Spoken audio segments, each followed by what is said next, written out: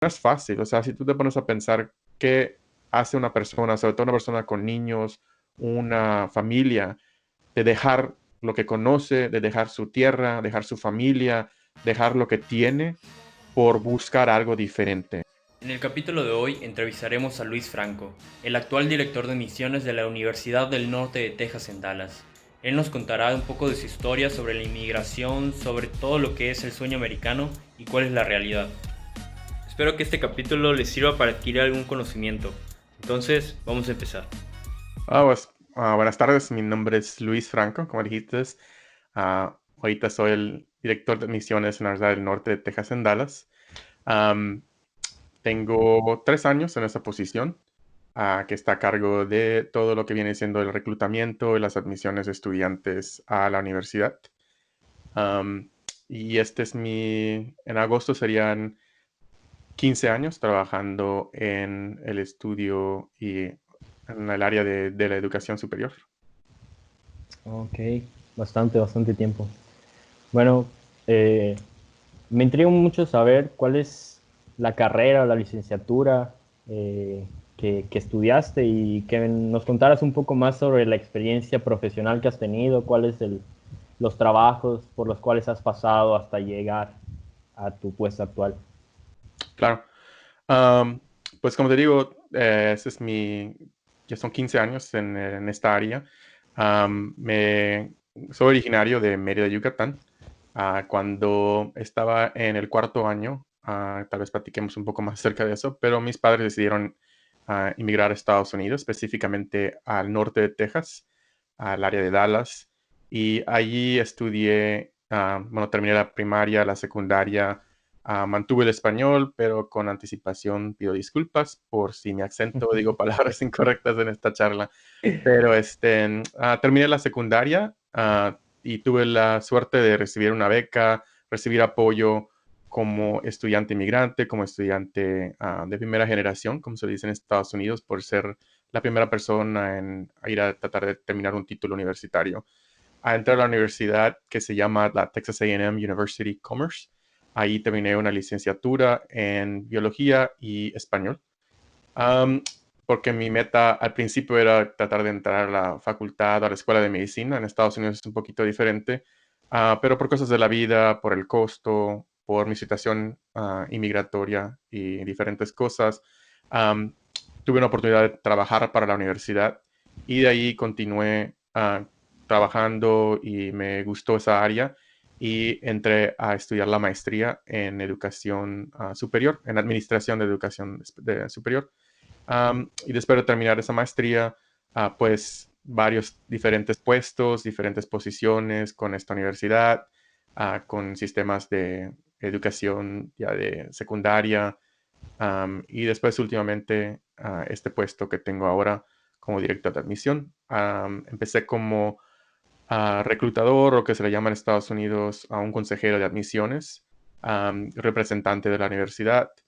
Después trabajé como una persona que está encargado como coordinar a los estudiantes, a los nuevos estudiantes, para poderlos ayudar a empezar la universidad, todo lo que es la transición, los servicios, los recursos para estudiantes de primer año. Después seguí trabajando con estudiantes de transferencia, trabajé con el área de reclutamiento específico con estudiantes latinos y hispanos, que es algo que se ha tratado de avanzar aquí en Estados Unidos, sobre todo para poder servir más al sector latino, hispano, para que vean más oportunidades de ir a la universidad.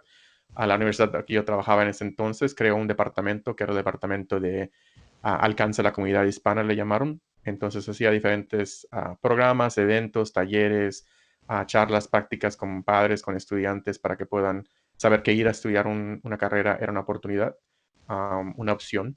Y después de varios años en esta posición como director de esa oficina, trabajé también como en el sector de prepas, y una de mis jefas, una vez supervisoras antiguas, previas, tuvo la posición de vicepresidenta en la universidad donde estoy ahora y me contactó, me platicó de la oportunidad de ser director de admisiones, de ir a trabajar con ella.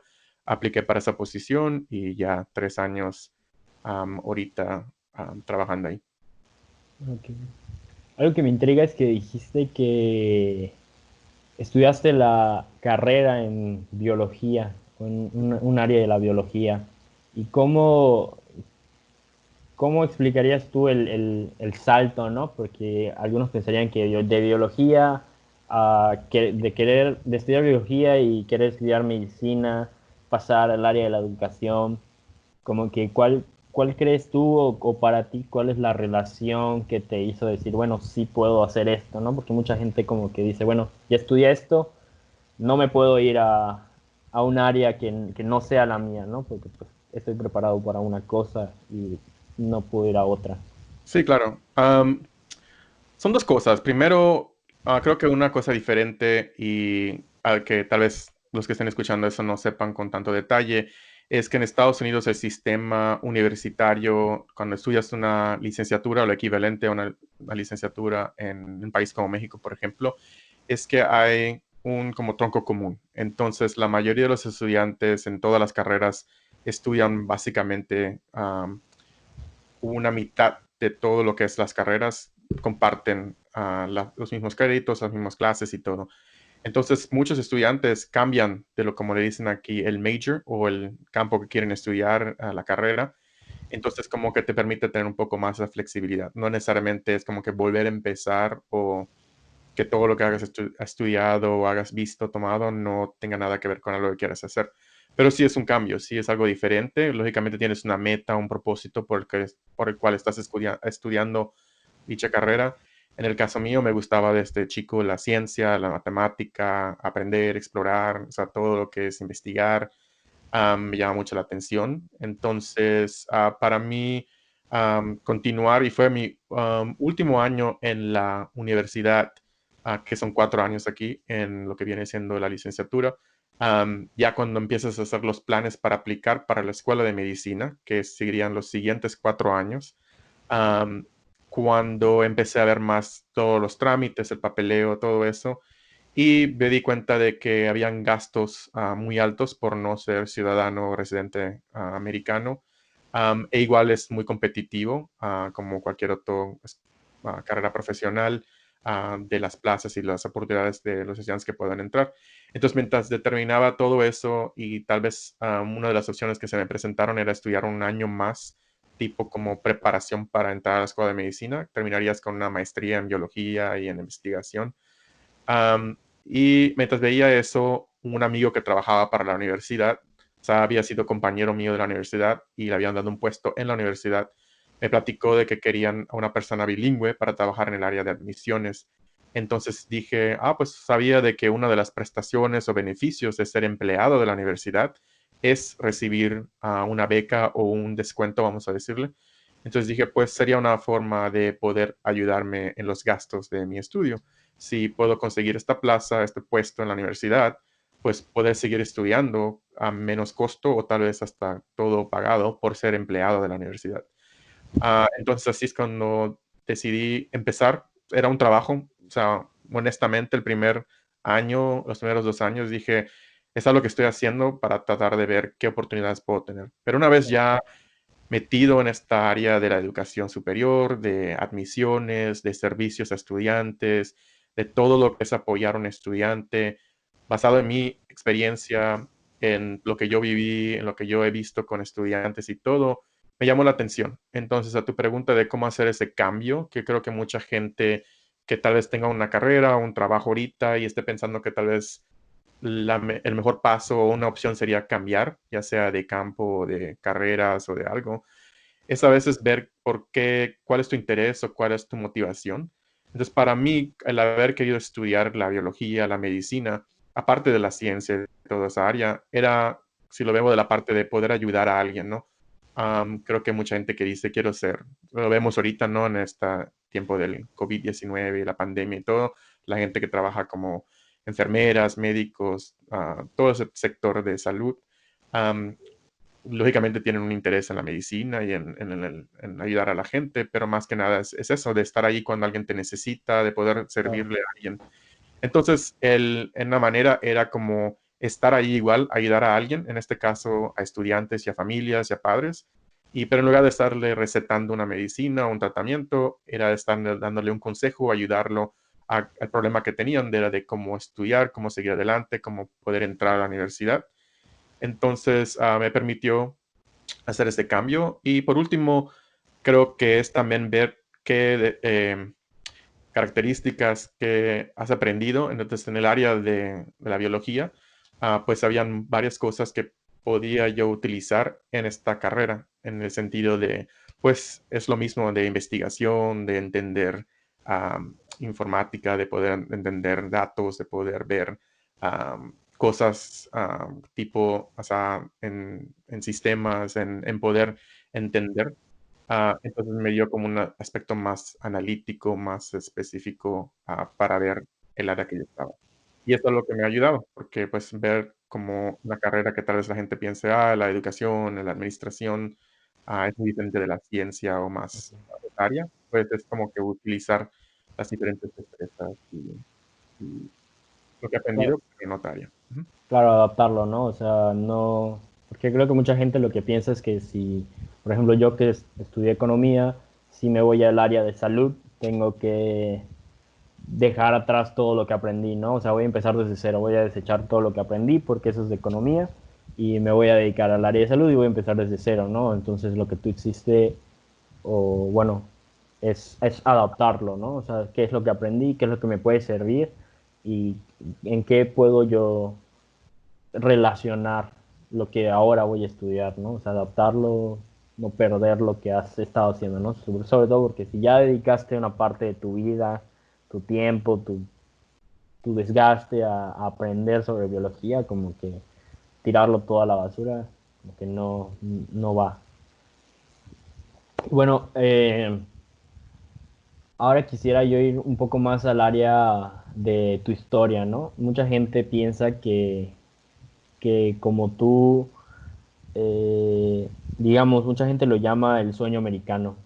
Ellos creen que, bueno, la mayoría de la gente tiene esta falsa idea de que te vas a Estados Unidos, tus sueños se cumplen, ganas mucho dinero, ganas dólares, no sé, $5,000 a la semana, sacas un auto, sacas una casa, te vas a la playa y eres multimillonario, ¿no? Entonces, quisiera eh, comparar ese sueño americano ideal con lo que ha sido tu historia y tener un poco más una idea más real sobre cuál es el paso, ¿no? O sea, sobre todo tú que llegaste desde pequeño, cuáles han sido los retos, las situaciones, las oportunidades, cómo es que es realmente la búsqueda de ese sueño americano.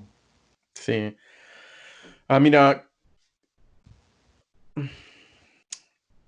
pienso porque creo que sería muchísimo, ¿no?, de platicar en este tema de la inmigración, del sueño americano, de lo que es ser un inmigrante en otro país, de pasar por escasez, por discriminación, por diferentes cosas, ¿no?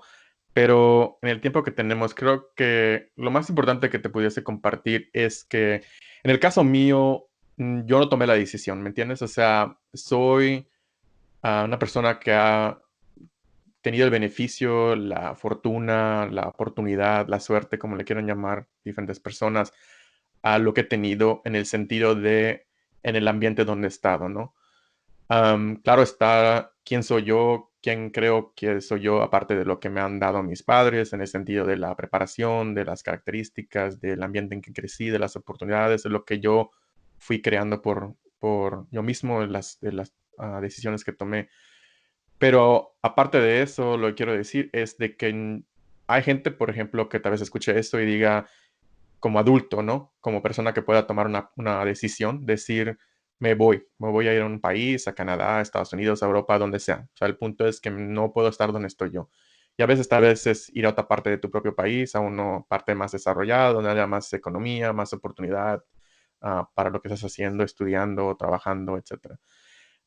Yo no tomé esa decisión. O sea, yo tenía, como te digo, iba a cumplir 10 años. Era en el noviembre del 92.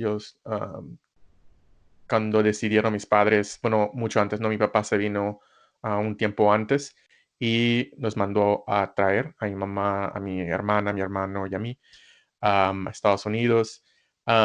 También la experiencia, hay muchas experiencias. No quiero decir que la persona que está escuchando eso, lo que estoy diciendo yo, esa es mi historia. No puedo decir que estoy hablando por todos los inmigrantes, por todas las diferentes personas que tuvieron mucho más difíciles experiencias e historias en lo que es su vida en Estados Unidos, ya sea porque cruzaron ilegalmente o cruzaron con un coyote o la mayoría de la gente creo que tal vez escucha eso y piensa que es como todos los que son inmigrantes indocumentados, que es como llegaron. A veces no se entiende, por ejemplo, que hay muchos inmigrantes de otros países y lógicamente no cruzaron una frontera físicamente como hicieron a muchos mexicanos o gente de Sudamérica, sino que tal vez vinieron con una visa, vinieron con un permiso, pero se Ujú. quedaron más tiempo una vez que esa visa ya Expiró, ¿no? expiró, caducó y ya el tiempo pasó, que creo que es una de las cosas donde más común de lo que se cree.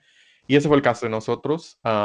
Tenía una visa de turista, así como entramos al país, y por las situaciones que entiendo por cuales mis papás pensaron que era una mejor oportunidad para mis hermanos, para ellos, por su seguridad, por su vida que tenían antes en Mérida, por situaciones económicas, situaciones personales, decidirse quedarse en otro país y empezar básicamente desde cero.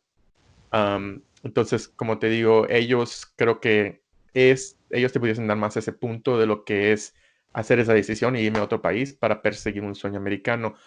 Tal vez para no necesariamente sonar egocéntrico de decir que pues yo soy el sueño americano, vamos a decir, de mis papás. O sea, ellos el decir, Claro. pude haberme quedado en un lugar y no sé si mis hijos pudieron haber tenido las mismas oportunidades. Sería Luis una persona con una maestría, con una casa, con un trabajo, con una profesión, con todo lo que él tiene, habiéndonos quedado en Mérida o en México o habernos ido en otro lugar, ¿no? Hay mucha gente que viene igual con sus hijos y tal vez esos jóvenes, ya sea que porque vinieron desde chicos y crecieron aquí o nacieron aquí después con otras generaciones, han tomado la misma decisión o mismas oportunidades que tal vez yo tuve, etcétera. Entonces, pero sí creo que compartir de que mucha gente cuando piensa de la gente que se va al norte, como dicen, ¿no? A Estados Unidos, am, sí se piensa de que inmediatamente vas a llegar y que vas a tener una oportunidad de poder hacer dinero o conseguir un trabajo. Y creo que dependiendo del lugar donde llegues, del tiempo, o sea, lógicamente los 80s, los 90s, hasta el principio de los 2000 era un poco más fácil, pero Claro. ahora no solo por el gobierno presente, el presidente Trump, pero las diferentes políticas, las diferentes cosas que se han avanzado en tecnología, en la frontera y todo, de poder llegar a Estados Unidos y conseguir un trabajo inmediatamente. No te digo que no sea imposible y que la gente no lo haga, pero sí es mucho más difícil de lo que tal vez era antiguamente. Claro, Entonces, o a lo mejor no encuentras el trabajo soñado, ¿no? O sea, terminas sí con un correcto. trabajo, pero no a lo mejor que limpiando en Oh, algún sí, sí. O restaurante sea, o eso es algo. algo que yo te puedo decir porque he visto en mis trabajos, en las familias que he ayudado, en familia, o sea, en mi propia familia, de que sí, hay gente que salieron de sus países y eran enfermeras, médicos, maestros, contadores, profesionales, y llegaron a Estados Unidos a ser meseros, a ser niñeras, a ser trabajadores del campo, trabajadores de construcción, o sea, trabajos que tal vez en otros países se vean como, o sea, no deseados o no estén profesionales o de menos categoría, vamos a decir, pero al nivel al cual se le paga aquí en Estados Unidos cuando se hace ese cambio de monedas, ese cambio de vida, ah, o sea, de situación económica personal, donde aquí dices, mucha gente ha oído, dice, no es que aquí ves cómo trabaja tu dinero, ¿no? O sea, dices, gano $500 a la semana y puedo hacer tal plan, puedo gastar esto, puedo guardar para mi carro, para pagar mi luz, puedo mandar dinero a mi país, etcétera. Donde tal vez en otros países no haya esa oportunidad, hasta teniendo un título profesional, no se encuentra un trabajo o hasta el trabajo, cuando se hace ese cambio, comparación de moneda, vamos a decir, dices, siendo un doctor, y ese es el caso de algo personal que conozco, dicen, siendo ella como pediatra en Argentina gana lo mismo que siendo maestra aquí en Estados Unidos. Y es o sea, de tercero, de primaria, ¿no? Entonces, en un país, tal vez en México, en Latinoamérica, se pone a pensar alguien, no, lógicamente una persona como de docente o de otra cosa no gana lo mismo que un médico, ¿no? Y aquí en Estados Unidos es lo mismo, o sea, sí, cierto, una persona que es un cirujano, un pediatra o un cardiólogo gana mucho más que una maestra, que un empleado doméstico, que una persona en la construcción. Pero quien aquí pues se acomoda a lo que está tratando de hacer y pues te digo, o sea, depende de la meta que tenga la persona, si verdaderamente quiere guardar su dinero, quiere tener disciplina, tiene una meta, pues sí, o sea, hay gente que lo hace y hay gente que no, hay gente que utiliza ese dinero y se compra una camioneta nueva o lo manda a México a construir un negocio, una casa. Entonces depende, o sea, hay inmigrantes que dicen, nada más vine aquí a trabajar, a guardar dinero y lo estoy mandando porque tengo una meta de regresarme después de 3 años, 5 años, 8 años, o vengo por temporadas y me voy si tengo esa oportunidad o ese plan. Y hay gente que al emigrar a este país, están buscando establecer una nueva vida, quedarse aquí, contribuir a hacer una nueva am, generación de su familia aquí en Estados Unidos. Entonces, te digo, cada quien tiene una experiencia diferente y sí, no es fácil. O sea, cuando uno va o tiene parientes en Estados Unidos, en México, en el caso mío, te digo, escuchas o oyes de la gente que te dice, pues debe tener mucho dinero, o tiene dólares, o es el primo americano, el primo gringo, hay que pedirle, te digo, no porque lo tenga yo Claro, vivido personalmente, pero o sea, la gente cree que lo tiene fácil. Y cuando comparas la economía, es decir, pues tú ganas $1,000 a la semana y en México, si lo multiplico, o sea, ahorita serían, o sea, $1,000, digo, gano 25,000 pesos a la semana, dices, o sea, me puedes ayudar, o sea, puedes hacer todo esto, ¿no? claro, Pero si te das cuenta que en Estados Unidos, pues la renta, o sea, todo es proporcional. La renta cuesta 1,500 al mes. Tu carro te cuesta 300, 400, la gasolina te cuesta, la comida, o sea, todo es igual en dólares. claro. Entonces no estás comprando en Estados Unidos como lo comprarías aquí si trajeras, o sea, en Mérida, si trajeras tu dólar, ¿no? Entonces, algo que tal vez la gente, no por maldad, pero creo que más que nada por no estar viviendo esa experiencia, se da cuenta que el inmigrante tiene muchos obstáculos, muchas cosas que hacer igual, tiene que establecerse, buscar una comunidad, buscar apoyo, buscar ese trabajo, que le paguen bien, sin tener muchas prestaciones en el caso de la inmigración ilegal, en el caso de no tener ciertas protecciones o privilegios o poder ir a pedir un aumento o pedir un seguro médico o un beneficio del gobierno o una ayuda por miedo o por simple y sencillamente porque no califican, porque no es su derecho por no ser ciudadano o residente, pero contribuyen y siguen adelante por la meta que tengan individualmente, ¿no? Como te digo, de regresar o de guardar un dinero o de empezar una vida aquí y no ver para atrás y regresar a su país. Pero creo que mucha gente, sobre todo la gente, por ejemplo, de la generación de mis papás para adelante, sí tienen ese sueño de eventualmente regresar a su país, y ya sea para vivir un tiempo allá, para retirarse, o para tener una vida en ambos lugares. O sea, pasar que si las vacaciones o la temporada o lo que sea, regresar y poder tener esa vida que tal vez no les permitía cuando inmigraron inicialmente, porque sí es de un horario de trabajo de 6 7 de la mañana hasta las 5 o 6 de la tarde, fines de semana. O sea, aquí es el capitalismo. O sea, mientras más trabajes, más oportunidad No tienes de se guardar, paga. de pensar y todo. Entonces, cuando vienes con un plan de tengo que hacer dinero, tengo que guardar, pues trabajas 3 trabajos, 2 trabajos, juntas, fines de semana, no hay, o sea, ese tipo de verlo de esa manera, ¿no? Porque así como dices, depende de las personas y depende de lo que busques, ¿no? Porque igual las veces que he ido, pues sí tienes la oportunidad de conocer a gente que uno, a lo mejor, por ejemplo, no sé, yo joven con un trabajo te diría, no, acabo muerto.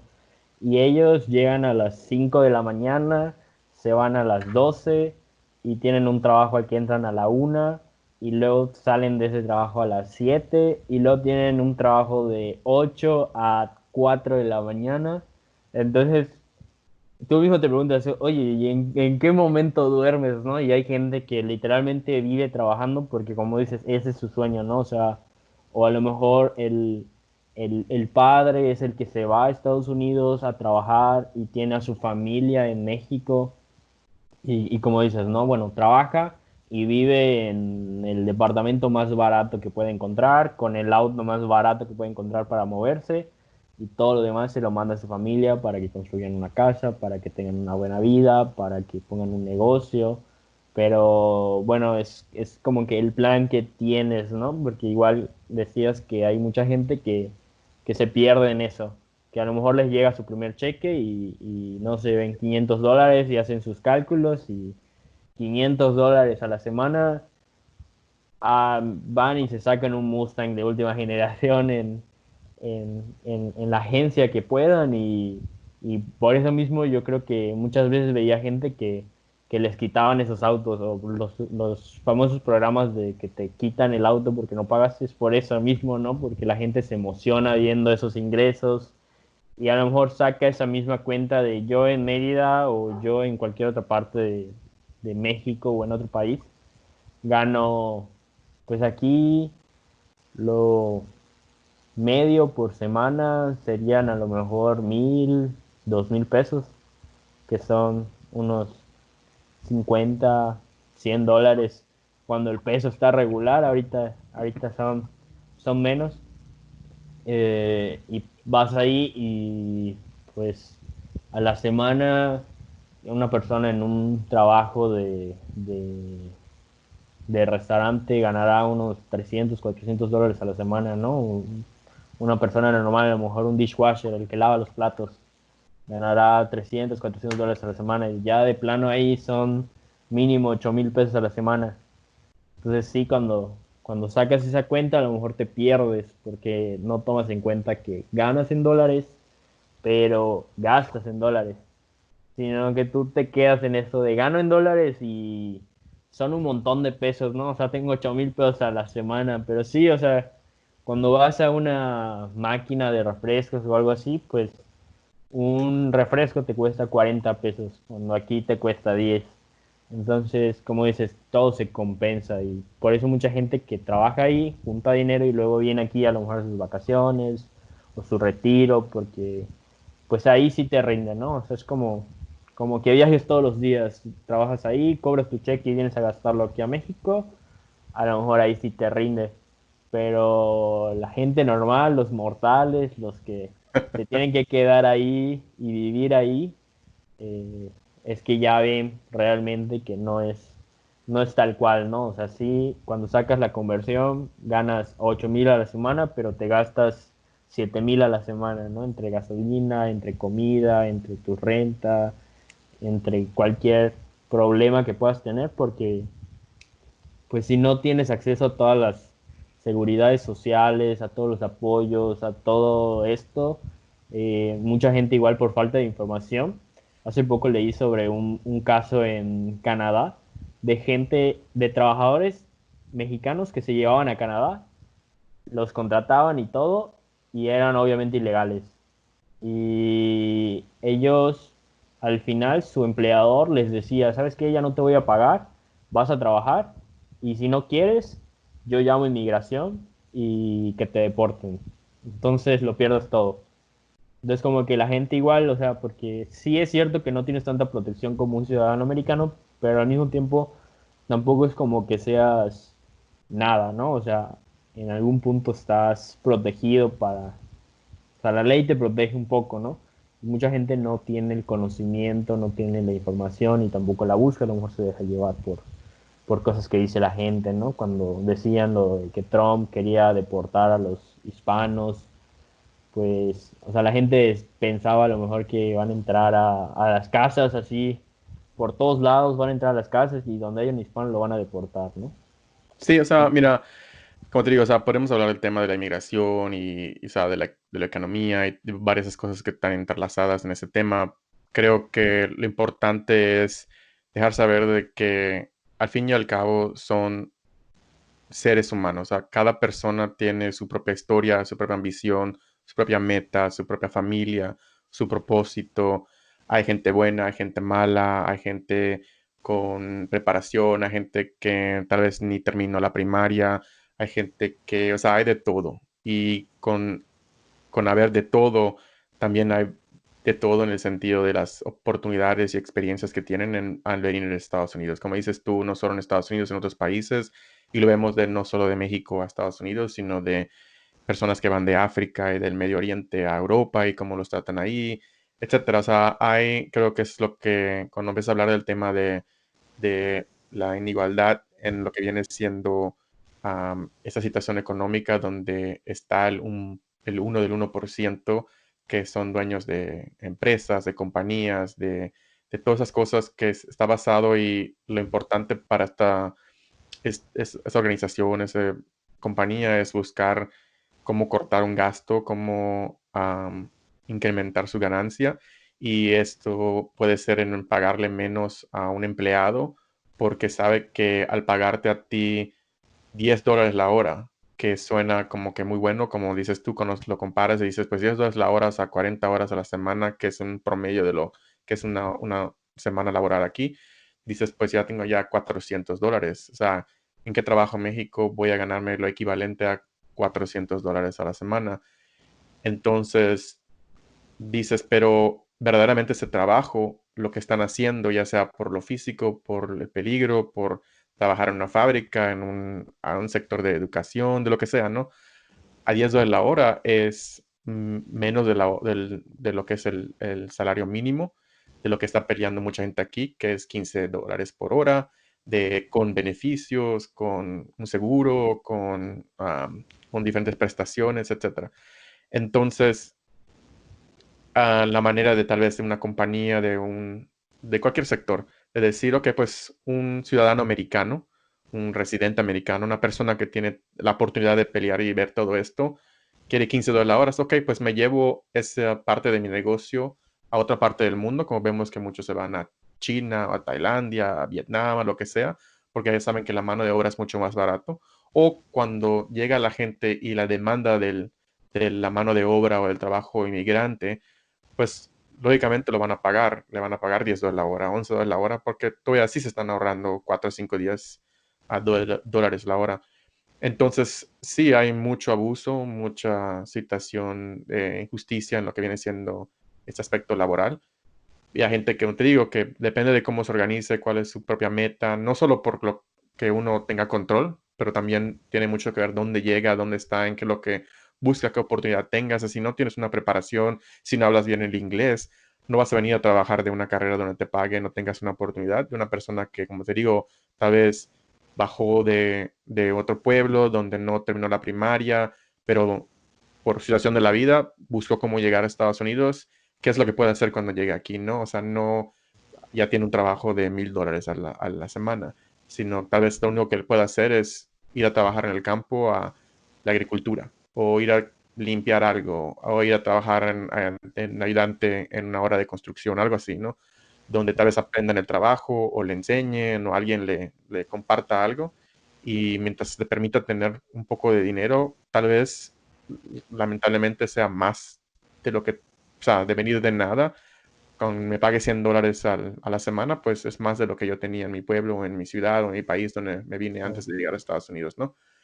Y sobre todo, creo que mucho de esto estamos hablando de la parte económica o de lo que viene siendo el dinero, pero igual está la situación de seguridad, está la situación de muchas otras cosas que tal vez son las razones por cual una persona decide um, inmigrar, ¿no? O sea, mucha gente se pone a pensar, sobre todo aquí en Estados Unidos, ya está lo que tratamos de gente que trabaja en ciertas cosas. Yo no me considero una persona que sea un activista o algo así, pero que trata de compartir con la sociedad americana o la gente aquí en Estados Unidos, es de que no es fácil. O sea, si tú te pones a pensar qué hace una persona, sobre todo una persona con niños, una familia, de dejar lo que conoce, de dejar su tierra, dejar su familia, dejar lo que tiene por buscar algo diferente. Ni siquiera sabes si va a estar algo mejor o algo que tenga más oportunidad, pero lo único que sabes es que no se puede quedar donde esté, porque ya sea que esté amenazada o está en medio de una situación de violencia o una amenaza, Y tiene que cambiar eso, ¿no? Y no solo tiene la opción de ir al siguiente pueblo o la siguiente ciudad, sino que tiene que drásticamente cambiar su ambiente o su situación. Entonces, la tierra de la oportunidad se ve como Estados Unidos y deciden que van a venir aquí. Um, y pues como te digo, o sea, no solo está lo económico, que a veces es la mayoría de cómo se, o el punto más grande de cómo se ve todo esto, pero igual está muchos aspectos de lo que es, o sea, como persona, ¿no? Lo personal y todo lo que tiene que ver, que hace que una familia, una persona decida dejar todo atrás y empezar de nuevo o a venir a lanzarse a lo que le venga por estar aquí. Claro. Y bueno, ya que tocábamos un poco el tema de la discriminación y todo esto, eh, tú personalmente, aprovechando que has estado ahí en la mayoría de tu vida, ¿no? O sea, desde niño hasta ya, con papeles, con un buen trabajo, con una buena posición, como dices, a lo mejor ya podrías tú decir que ese sueño americano, o tú eres el ejemplo de cómo llegar a ese sueño americano, ¿no? O de lo que realmente es un sueño americano, ¿no? Ujú. ¿Cómo has vivido todas estas partes de discriminación, de a lo mejor que te cierren puertas, que cómo se vive eso ahí realmente, ¿no? Porque tenemos todos una imagen de que siendo hispano te van a discriminar y te vas a tener que ir al campo y te vas a tener que hacer esto y esto y esto. Entonces, me llama un poco la atención saber cómo es realmente, cómo se vive realmente siendo eh, parte de una de las minorías, siendo una persona hispana, eh, siendo también un inmigrante ilegal, cómo es el trato y cómo es, sobre todo lo que decías, ¿no? La parte personal, cómo se vive uno, cómo lo afronta, cómo da la cara ante la gente que a lo mejor te, te da un maltrato por tus condiciones. Sí, y el tema de la discriminación es algo que no se habla mucho en Estados Unidos en el sentido de que es mucho más que la situación con los inmigrantes, sobre todo con la situación de los inmigrantes ilegales. Estados Unidos tiene una historia muy am, manchada, vamos a decir, con lo que viene siendo las relaciones entre diferentes razas. Desde el principio, con mucho más conocido tal vez con la raza afroamericana o las personas que vinieron como esclavos a Estados Unidos y después de la guerra civil y diferentes situaciones y reformas y todo, todavía hasta ahorita continúan luchando por derechos y por beneficios y por ser considerados como ciudadanos en Estados Unidos, no necesariamente por en el sentido de papel, sino de que no se sientan como personas de segunda clase en su propio país y muchos que ni siquiera no fueron inmigrantes, son de 3, 4, 5, 6 generaciones, pero solo por el color de su piel. Tienen una experiencia muy diferente en Estados Unidos de lo que viene siendo la experiencia anglosajona o blanca. Claro. Am, Muy similar en el sentido de por color de tu piel. Hay gente que es de descendencia mexicoamericana, hispana, latina, como le quieras decir, que tiene tal vez igual muchas generaciones, tal vez sobre todo en el área donde estoy yo, que es aquí en Texas, gente que son tejanos, o sea, que sus familias eran parte de los mexicanos que vivían en el territorio que se convirtió o adquirió Estados Unidos después de cierta guerra y diferentes cosas, como California, Nuevo México, Arizona, o sea, Texas, todo lo que era parte de Antiguo México. Um, Esta frontera se movió. La gente no vino a Estados Unidos. La frontera los convirtió en personas que vivían en Estados Unidos. O sea, mi punto es que te digo que es un país que es muy de muchas diferentes razas y culturas, ya sean inmigrantes desde el principio de este país hasta inmigrantes recientes. Y siempre hay esta identidad y conflicto entre todo este grupo de personas, este grupo de culturas, razas, nacionalidades.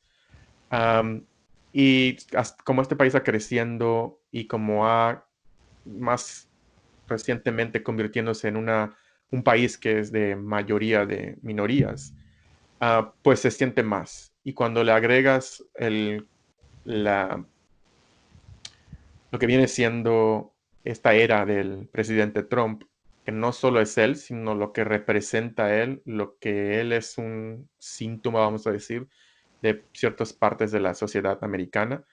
Va más allá de los partidos políticos y de todo eso, pero sobre todo en el sentido de que ya existía gente desde mucho antes que es racista, que discrimina, que tiene cierto odio, cierta am, presencia o punto de vista hacia las personas que no son como ellos, ya sea por clase o por raza o por nacionalidad, como lo quieras ver, que ha causado que haya muchas cosas en el desarrollo de este país. Entonces, pero como avanzó el tiempo y cuando llegó este señor a la presidencia, le permitió dar un foro a las personas que tienen estas ideas de sentirse de que ya no estaban en el margen o afuera de la sociedad, sino de que eran parte de poder expresarse de esa manera, de poder verdaderamente insultarte o decirte algo o amenazar a una persona o utilizar palabras o nombres, insultos en señalar a otra persona, tanto mexicana como inmigrante, como musulmán, por un aspecto religioso, lo que quieras ver. Entonces, algo que verdaderamente en Estados Unidos se ha visto mucho, ver cómo esta relación y cómo esto va desarrollando. O sea, hemos visto protestas, hemos visto peleas, han visto personas en las calles, los problemas que tenemos con la policía y el enfrentamiento con la comunidad afroamericana, los inmigrantes, las redadas, las familias en la frontera, etcétera. Entonces, todo esto está relacionado con esta cosa de ese punto de relaciones entre las razas y culturas. En el aspecto personal, yo no te pudiese decir que he vivido una discriminación marcada en el sentido de que, ¿sabes que te puedo decir un día donde alguien me hizo algo?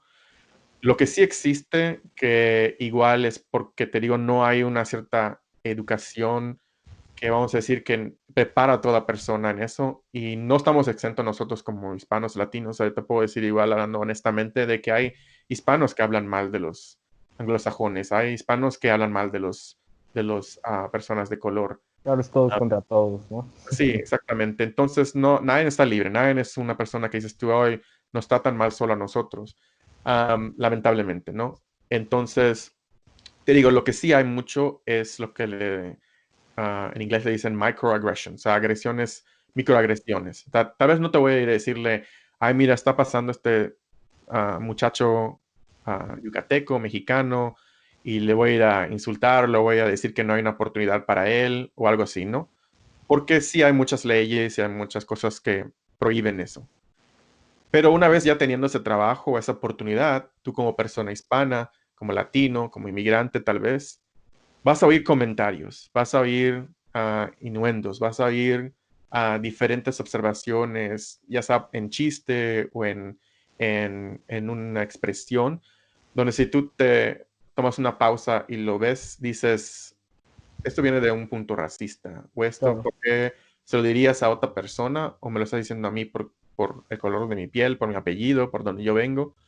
Entonces es donde más creo que se experiencia la discriminación.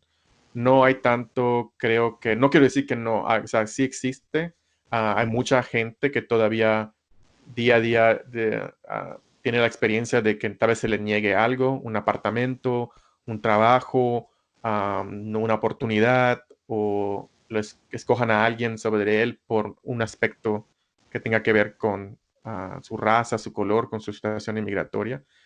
Pero creo que más a poder de verdaderamente experimentar es ese tipo de microagresiones que escuchas, que te dicen, dicen un chiste, o le llamas a una persona hispana a todos esos mexicanos, cuando en Claro. verdaderamente hay guatemaltecos, hondureños, argentinos, y solo por ser latinos ya todos son mexicanos o todos son inmigrantes. O en tu casa o en tu pueblo hay narcos o conoces al Chapo. O sea, todas esas cosas que dices y tú dices, no me está haciendo daño, no me está viniendo a ofender, pero cuando lo oyes dices, Ah, tú crees que todos nosotros tenemos un vínculo con el narcotráfico o venimos de un... todos de somos sobrinos del Chapo, ¿no? Exactamente. Entonces te digo, creo que ahí es donde he Ojalá. visto diferentes cosas. Entonces sí, te digo, aquí cualquier persona de color, depende de dónde viva, del área donde está. La experiencia latina en Texas es un poco diferente a un latino en Oklahoma, o a un latino en Wisconsin, a un latino en Nevada o en Washington, donde sea, ¿no? Porque Estados Unidos es un país muy grande, es un país muy diverso y vas a venir a una ciudad como Dallas, que es muy multi-internacional, es en muchas culturas. O sea, tú has visitado, puedes ir a una tienda donde hablan español, venden productos Claro. mexicanos, hay gente que estés andando y no vas a sentir tanto la mirada o que te vean raro o que Pero duden de están acostumbrados, ¿no? O ajá, sea, si duden que si eres legal o no, porque pues no saben. O sea, al lado de ti puede haber un José Hernández y nació aquí en Estados Unidos, su papá nació en Estados Unidos y tal vez el joven ni siquiera habla español, ¿no? Nada más claro. tiene el apellido y este, la, la cultura, ¿no? Am, y puede ser un hispano, un latino mexicano que llegue no sé, a un pueblo en Wyoming o en un lugar en Dakota del Norte. Y tal vez sea la única familia mexicana o la única familia latina en un pueblo de 800 o una ciudad de 500, ¿no? Entonces, su experiencia va a ser muy diferente, ¿no? Sea inmigrante o no, es diferente, no es conocido, no es como el resto de las personas, como la mayoría. Entonces va a sentir un trato diferente, tal vez una duda, y ya, pues dependiendo de la persona que lo está tratando, se asocia con, tal vez sea ilegal. O sea, pensar que una persona hispana latina en Estados Unidos es ilegal, en sí viene siendo una forma de racismo, ¿no? Porque no porque yo Claro. sea mexicano, o no quiere decir que no esté aquí con un permiso, una visa, Claro. una ciudadanía, una residencia, etcétera. Entonces te digo, sí hay gente que discrimina en el sentido de que ahorita, sobre todo, no acaba de aparecer, existía, creo que ahorita nada más le está dando más plataforma, más luz, más ah, Claro, ahora con cubrimiento. las redes sociales, ¿no? O sea, Correcto. ya puedes Exactamente, sobre todo publicar, porque puedes aquí difundir. cualquiera, exactamente, cualquiera puede abrir su teléfono, su cámara, y ahora ya es reportero, o ya es la persona que tiene una opinión, alguien que puede empezar a propagar y a compartir contenido que es negativo o es ofensivo, y protegido tal vez por el derecho a la expresión libre, Claro. y es su decisión de ellos, ¿no? Cuando ya esta decisión, esta forma de actuar tiene un impacto en otra persona, entonces cuando ya es una discriminación ilegal, Ujú. entonces cuando ya puedes tomar cierto, tal vez, recurso. Pero te digo, o sea, soy afortunado en el sentido de que no te voy a decir que no he tenido ciertas am, malas experiencias. Por ejemplo, trabajando, mis papás tenían un restaurante en que he crecido, han trabajado en el área de restaurantes, sobre todo mi papá. He trabajado con él, siendo una persona hispana, una persona joven, y gente muy amable, muy buena gente, que ha venido y yo les he atendido. Tal vez cuando voy a ayudar con mis papás en el restaurante, hago de todo, ya sea de correr de comida, de mesero, de sentar a la gente en el bar, de lo que sea, ¿no? Y dependiendo de con quien yo interactúe, tal vez me pregunten, ¿dónde veniste tú? O estudias, o si supieran, ¿no? Vamos a decir que yo soy una Claro. persona que tiene una maestría, un trabajo y solo estoy ayudando a mis papás, no porque yo lo encuentre ofensivo o no, Claro. pero esa es mi realidad y se asombran, ¿no? Fuiste a la universidad. Usando el metro aquí o el tren, me ha tocado hasta con mismas personas hispanas que me han preguntado porque han visto mi playera, mi escudo de la universidad, y me preguntan si conozco de un trabajo, si puedo trabajar contigo en el área de limpieza o en el área de mantenimiento. Y cuando les digo que pues no trabajo en esa área, o sea, claro, les puedo conectar, pero yo Claro. trabajo como director. y me preguntan, oh, ¿cómo lo hiciste? Y dejan a personas hispanas ser en esa posición.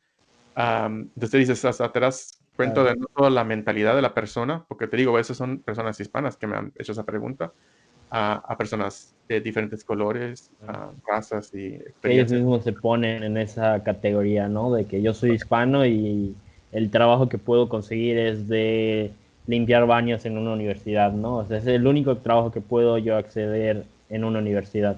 Pues la Correcto. realidad es que no, ¿no? O sea, si te esfuerzas y cumples con los diferentes Sí. pasos, puedes. Y si tienes las oportunidades, pues puedo decir, no una persona que no tiene un permiso, que es ilegal, que no tiene un recurso para poder normalizar su situación, sí, no puede necesariamente aspirar a tener un puesto más alto, ¿no? Porque no es porque no tenga la capacidad de inteligencia y la habilidad de poder hacer ese puesto o llevar a cabo ese trabajo, sino porque logísticamente no puede llegar a esa posición. O Claro, sea, no le van a poder contratar, no puede hacer su trámite, no puede recibir un puesto, no por el color o la raza que sea, sino porque no tiene un permiso para poder hacer eso. claro, Pero sí, como te digo, o sea, es como uno tal vez tiene esa experiencia de cómo lo tratan o no, cómo lo ven, si entra a una tienda y dicen, oh, puede hacer esto o no. Como te digo, y todavía existe, o sea, estamos en el 2020, en el 2020 y todavía am, puedes entrar a un lugar que tal vez digan es de alto ingreso, de clase alta, un vecindario, un restaurante, y te vean diferente, ¿no? Como que este puede pagar una puedo cena pagarlo, aquí, claro, exactamente, ¿no? Pero te van a atender y te van a tratar bien en el sentido de que porque pues eres un cliente, pero vas a notar cierto tal vez trato diferente, ¿no? claro. Si estás am, consciente de eso, a gente que no le vale o no, o sea, yo vine a pagar, a comer y si me trata bien el mesero o no, no me importa qué piense de mexicanos porque no vivo de él, ¿no? Y hay otras Claro, personas que lo toman muy en serio o se ofenden o realmente creen que es una injusticia y dicen algo, hacen un comentario, etcétera. claro. Y bueno, hablando, bueno, ya hablando sobre discriminación, pues ya, ya me dijiste que no has vivido, digamos, algún episodio realmente fuerte sobre discriminación hacia tu persona, ¿no? Ujú. Pero sobre la cuestión de las situaciones difíciles que se pueden presentar a lo mejor en la vida, ¿no? En todo este camino, en la universidad o en esta lucha de subir en los puestos de trabajo o a lo mejor en ese transcurso de no puedo pagar mis estudios en lo que yo estoy, pero tengo que buscar una opción en la cual este trabajo en la universidad me ayuda a pagar una parte o pagar completamente los estudios. ¿Cuál dirías tú que podría ser a lo mejor la situación más difícil o el conjunto de situaciones más difíciles que te ha tocado enfrentar en esta realidad? Bueno, de las que he pasado, te pudiese decir tal vez el costear un estudio superior a la universidad, una maestría, una licenciatura, no es fácil en Estados Unidos, sobre todo cuando no tienes la oportunidad de recibir ciertos recursos que un ciudadano, un residente puede tener. No hay prestaciones del gobierno, no hay una beca del gobierno. Entonces, sí hay cierta limitación a las oportunidades que puedas decidir querer emprender como una persona ilegal o una persona inmigrante a Estados Unidos y teniendo tal vez documentos o siendo ciudadano residente, si eres un estudiante, como te dije al principio, de lo que le llamamos aquí primera generación, o sea, tal vez tus papás son los que fueron los inmigrantes o ilegales, pero tú naciste aquí o ya eres la segunda generación y nadie ha pasado por ese trámite o por esa oportunidad en su vida. Tus papás no tuvieron esa oportunidad. Entonces, tal vez no hay mucho, am, no estás expuesto a todo lo que es navegar ese sistema, esa oportunidad. Entonces, el ir a la universidad, el estudiar, el tener esa oportunidad, no es algo que es parte de tu panorama, de tu punto de vista, ¿no? O sea, dices, eso no es para mí, es para gente de dinero, es para los que tienen cómo pagarlo, yo no puedo aspirar a ir a la universidad, no puedo aspirar a tener un trabajo que necesite un título universitario. Y no solo un título universitario, sino tal vez aquí en Estados Unidos existen los colegios comunitarios, los colegios técnicos, y puedes tener otro tipo de, de diploma, de certificación, de otra cosa para hacer un trabajo que tal vez no requiera un título universitario. Y se limitan también las personas jóvenes, en especialmente pues, con los que yo trabajo. O sea, mi experiencia es con la gente de esa edad. Entonces te digo, sí hay mucho que tiene que ver con esos obstáculos que tal vez ellos enfrentan. Am, Creo que, y tal vez sería otro tema para otra charla, pero creo que algo que yo he tratado de utilizar desde que conocí el, el concepto es de esta mentalidad de crecimiento. O sea, cuando tú dices, y no puedo más, y no necesariamente porque no quieres seguir adelante, sino porque crees que es toda la capacidad que tienes. O sea, no puedes aprender más. Si no soy bueno en matemáticas, o sea, no tengo el cerebro para matemáticas. No me Claro. preguntes, no voy a hacer algo que tenga que ver con matemáticas. O leer, se me hace muy difícil, no puedo sentarme a leer libros, o sea, te leo una historia o algo en Facebook, pero no me des un libro. O sea, nos autolimitamos y Claro. pensamos que la capacidad y la oportunidad que tenemos ya están determinadas y tienen un máximo, un límite. Y cuando no decidimos hacer más allá de eso, buscar la forma de aumentar eso, entonces cuando la gente creo que pues sí tiene cierta experiencia tal vez limitante y negativa porque no busca la manera de cómo llevar a cabo esa meta o querer aspirar a algo más. Pero la gente que decide tal vez aceptar nuevos retos, que pueden desarrollar, que tal vez con la disciplina, con el esfuerzo, con el trabajo, pueden crecer y cambiar su situación o mejorar. Entonces, tal vez decir, en lugar de decir no soy bueno en las matemáticas, su punto de vista es no soy bueno en las matemáticas ahorita, pero dame chance o permite ir a tutoría o voy a Claro. platicar con alguien y no voy a ser un genio, pero voy a ser mejor que el año pasado o puedo cambiar, ¿no? Entonces, cuando tienes ese tipo de punto de vista, ese tipo de mentalidad, entonces creo que tienes la oportunidad de poder enfrentarte a varias cosas que sí se ponen en tu camino como obstáculo para poder seguir adelante. Específicamente en el caso de tener un título universitario o obtener una carrera, una de las cosas muy grandes es el costo. Ah, Lamentablemente, en mi opinión, el costo de ir a la universidad, de obtener una educación superior en Estados Unidos, es algo que sí es muy serio. Ha existido, existen varios esfuerzos, varios grupos, varias asociaciones, mucho activismo alrededor de mitigar el costo de la educación superior, porque es algo que verdaderamente en Estados Unidos la educación sí es vista como la cosa que va a hacer que todos sean iguales, en el sentido de Claro. que yo puedo ser hijo de un lavaplatos, como dijiste, o de un abogado o de un político, pero si tenemos la misma habilidad académica, las mismas oportunidades, las mismas acceso a un título universitario de la misma universidad, y ya sería de quién es el que más puede o el que tenga la más oportunidad o más dedicación, que va a poder seguir adelante. Claro. Esos tres jóvenes pueden aspirar a hacer eso. Entonces, no quiero decir que no sea así en otros países, pero en Estados Unidos creo que existe en cierta manera esa posibilidad cuando verdaderamente se puede dar a cabo. Pero cuando tu situación económica, te digo, punto aparte de tu situación inmigratoria, pero tienden a ser temas entrelazados en el sentido de que si eres inmigrante, pues lógicamente vas a vivir en una área donde tal vez sea un poco de bajos recursos o de economía un poco más modesta o no tengas oportunidad de tener acceso a programas después de la escuela o de asesorías o de preparación para exámenes para entrar a la universidad, como es el caso aquí en Estados Unidos. O sea, muchas cosas que son oportunidades o preparación, o sea, cosas que tú no tienes por tu situación, por la ciudad donde vives o la parte de la ciudad donde vives, por la escuela donde vas. Y tal vez no tenga nada que ver con tu capacidad intelectual o tu habilidad, sino nada más es lo que se te ha dado, ¿no? Por cualquier razón de la vida. Entonces, cuando no existen programas o no se hacen cosas para poder ayudar a ese sector a tener la misma oportunidad, no a darle algo gratis o a darle algo sin haberlo trabajado, sino nada más poder tener la puerta abierta y poder ser una opción. Es cuando existe mucho del trabajo que hacemos nosotros de poder crear esas oportunidades y ese cambio de mente, ese tipo de, de, de darle esa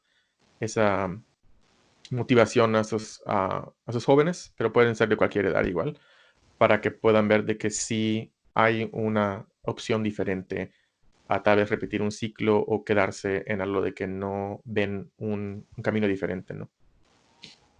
Claro. Bueno, ya para cerrar, quisiera hacerte dos preguntas. Ujú. La primera es, si pudieras dar tres características tuyas que crees que te han servido durante tu vida, tanto en lo profesional como en lo personal, para superar algo, para llegar a donde estás. Tres características. ¿Cuáles serían? Hmm. La primera creo que sería la disciplina. Algo que crecí, que tal vez es algo de lo cual estoy agradecido con mi papá específicamente, pero con mis papás, que es su ética de trabajo y su dedicación y am, la perseverancia en seguir adelante, tratar de mejorar su situación, de al caerse, levantarse y seguir adelante, es aprender esa disciplina, esa perseverancia de continuar en una meta a pesar de lo que pase. Se van a cometer errores, pero no es tanto el sí vas a pensar qué es lo que pasó y todo, y tal vez cometas el mismo error, pero esperemos no de la misma manera, ¿no? Hay Claro. otra manera de cometer el mismo error, pero seguir adelante. Mi papá me decía, ¿quieres ser tal vez un jardinero o un lavaplatos o una persona de mantenimiento en lugar de servicio, en lugar de un doctor, lo que sea, lo que vaya a hacer? Todos son trabajos dignos y verdaderos. Es, pero ser el mejor en eso, ¿no? Y no necesariamente en el sentido, bueno, como yo lo interpreté, no en el sentido de competitivo, de decir, no importa a los demás, los voy a quitar del camino porque yo tengo que ser el mejor, sino sentir que de cuando hagas algo, que tengas la iniciativa, que tengas la pasión, que quieras verdaderamente ser el mejor en lo que estás haciendo, entonces creo que te permite tener ese tipo de mentalidad. Como te dije igual, creo que el segundo aspecto es esa mentalidad de crecimiento. Nunca me pensé como ni me pienso como una persona, ni me veo como una persona súper inteligente o con un regalo o una habilidad especial.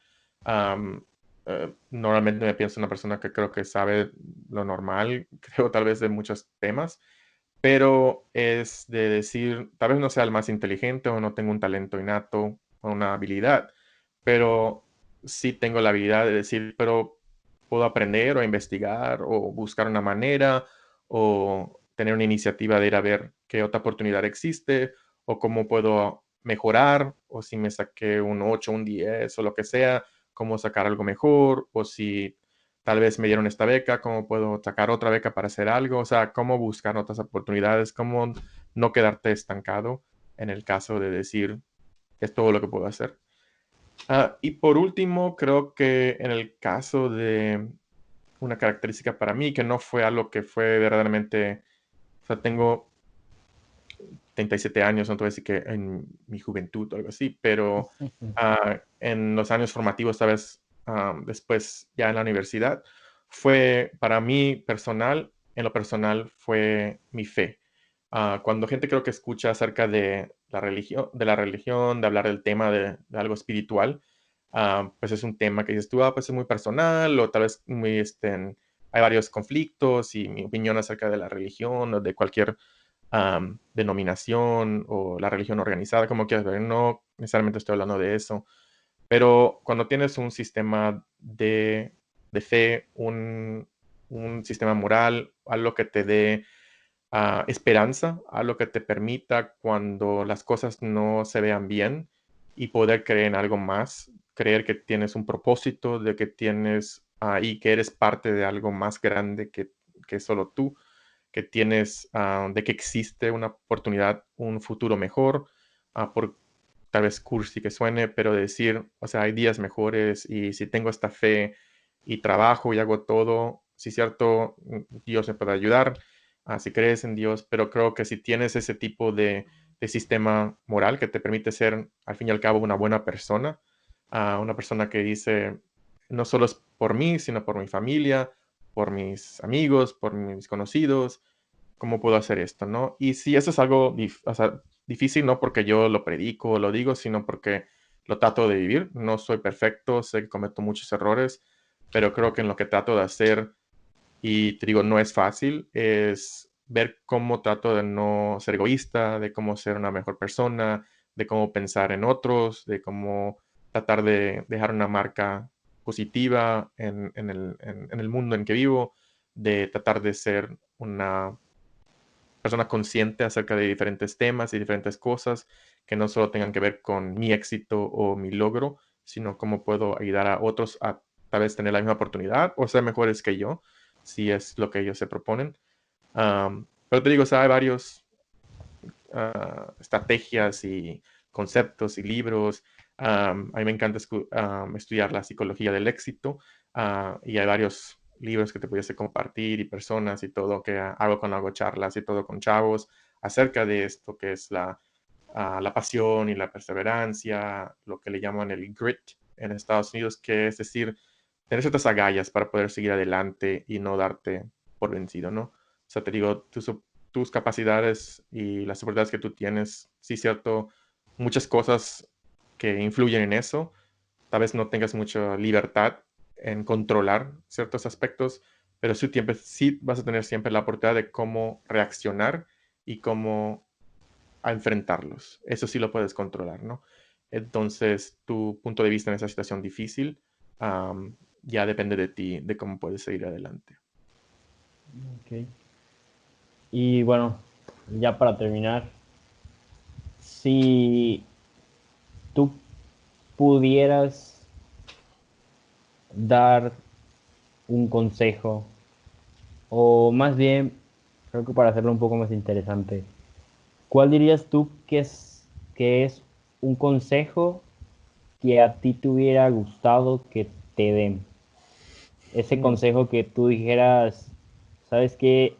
Si hubiera habido alguien que hace unos años atrás me hubiera dicho esto, creo que mi vida hubiera sido un poco más amena o hubiera podido superar este problema de una mejor manera, hubiera cambiado mi manera de ver las cosas. mm, es interesante. O sea, mira, no sé si hay un específico o uno en específico.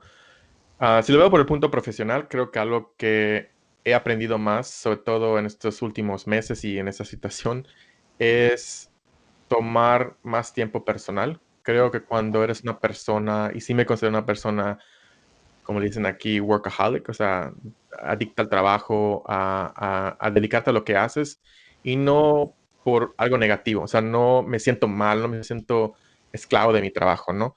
Pero creo que a veces no te das cuenta y dices, casi la mayoría del tiempo libre o de lo que no estoy tal vez trabajando en un horario formal en el trabajo, pero todavía sigo haciendo cosas relacionadas a mi trabajo. Muchas cosas están como que atadas, unidas por los temas que son, o sea, todo lo que te he platicado hoy. A veces, tal vez alguien nunca hubiese pensado que tenían que ver con la educación superior o con la transición o con ayudar a personas, a jóvenes, pero pero sí lo son. Entonces son temas que me apasionan o que me dan interés. Entonces tal vez mientras alguien está viendo una película o leyendo algo que sea tal vez nada que ver con su trabajo, o con el área de su trabajo, con el campo, o lo que sea. Pero, pero en mi caso sí, o sea, si leo un libro, o si veo una película, o si veo algo, tal vez tienden a tomar temas o tienen algo que ver con el trabajo. Am, entonces te digo, creo que tal vez últimamente me ha dicho uno de las personas que yo considero como un mentor, me han dicho, no, tienes que tomarte tiempo para ti mismo. Tienes que saber poner ciertas limitaciones y ciertas como que fronteras entre tu vida personal y tu vida y tu aspecto profesional y personal, sobre todo en esta época donde vivimos y trabajamos en el mismo lugar, tu casa. Entonces, cuando se apaga el teléfono celular ya del trabajo, o cuando ya apagas sales de tu cuenta de correo de trabajo, ah, porque puedes dedicarte a hacer eso. O sea, si verdaderamente estás interesado y todo, puedes hacerlo todo el día, ¿no? Oye, claro. Entonces, te digo, entonces es una cosa que te va a ver tener un balance en el aspecto personal y en el aspecto profesional o a los diferentes aspectos de tu vida. La, en el aspecto personal, creo que igual la otra cosa es, y es un poco difícil tal vez expresarlo, sí, tal vez sonar como que soy una persona que da todo a otras personas, pero creo que igual cuando tienes cierto, como te platiqué acerca del aspecto de fe y de espiritual y personal, am, sí me han comentado, me han dicho mucha gente que tal vez me enfoco mucho en ayudar a otros, en dar a otros, ya sea a mi familia o a personas que están cerca de mí. am, y a veces tal vez es a costo de algo personal, ¿me entiendes? Entonces, en el sentido de tienes que tal vez, en cierta manera, cuidarte a ti mismo y tener tu propio, o sea, la única persona que tú eres, que vas a ser siempre prioridad, eres a ti misma, ¿no? Entonces, si tú no te pones en segundo o tercer plano después de otros, entonces no, tal vez estás dando lo mejor de ti por preocuparte de los demás o atender a los demás o proveer para los demás. Y no quiere decir que sea, esté bien o esté mal. Muchos papás lo hacen por sus hijos, se rinden a sus metas o cambian planes y todo para proveer algo para su hijo, para el mejor de su familia, y dejan un sueño, dejan una oportunidad, lo que no siguieron ellos, ¿no? Lo sacrifican por el, el bien de otra cosa. Claro. Entonces creo que es algo que también tenemos que tener en consciente de que a veces tratamos de ayudar a otras personas, a no ser egoístas y todo, pero no quiere decir que tampoco no trabajemos en nosotros mismos, ya sea en tomar un tiempo para relajarnos o poder decir, está bien, no puedo resolver los problemas de todos y a veces tengo que tomar una decisión o ir a un curso o ir a estudiar algo y tener que quitarme del lugar donde vivo y dejar a mi familia atrás o a mis familiares, a mis papás y todo. Y aunque te sientas culpable o te sientas como que es una decisión egoísta porque te necesiten o porque eres parte de lo que están haciendo, pero también tienes que ver por tus por tus propias metas y tus propios,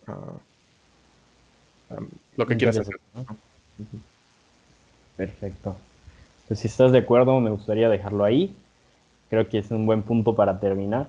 Sí. Eh, ob- Obviamente estamos en cuarentena y todos tenemos al 100% el tiempo, pero me gustaría agradecerte por haber tomado la llamada, por haber compartido tu historia y bueno, no sé si te quieres despedir.